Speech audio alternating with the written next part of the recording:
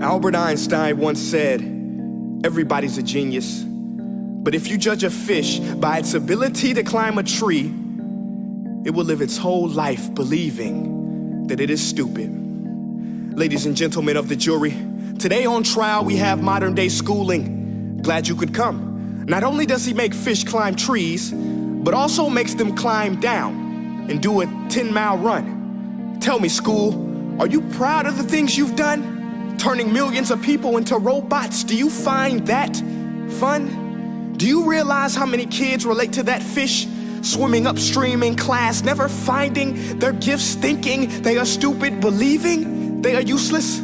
Well, the time has come, no more excuses. I call school to the stand and accuse him of killing creativity, individuality, and being intellectually abusive.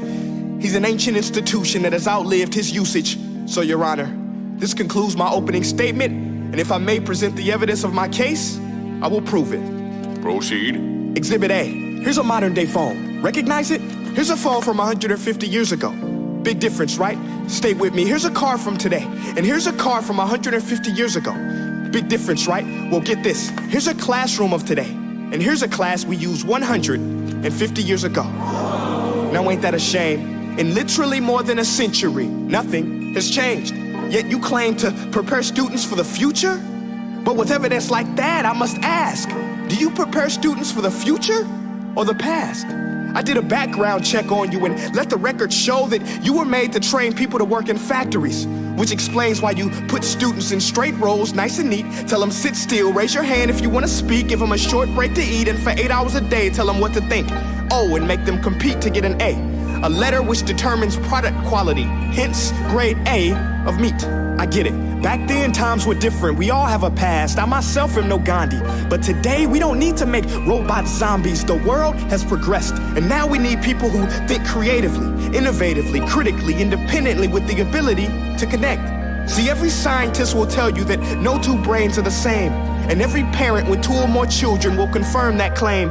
So please explain why you treat students like cookie cutter frames or snapback hats, giving them this one-size-fits-all crap. Watch your language. Sorry, Your Honor, but if a doctor prescribed the exact same medicine to all of his patients, the results will be tragic. So many people would get sick, yet when it comes to school, this is exactly what happens, this educational malpractice, where one teacher stands in front of 20 kids, each one having different strengths, different needs, different gifts, different dreams, and you teach the same thing the same way?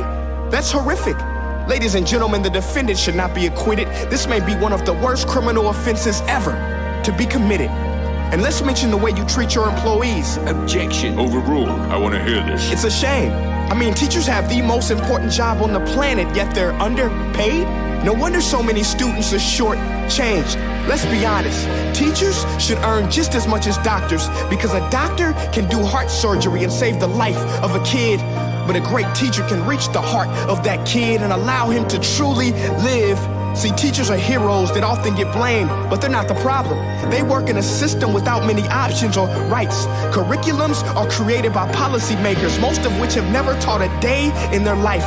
Just obsessed with standardized tests. They think bubbling in a multiple choice question will determine success. That's outlandish. In fact, these tests are too cruel to be used and should be abandoned, but don't take my word for it.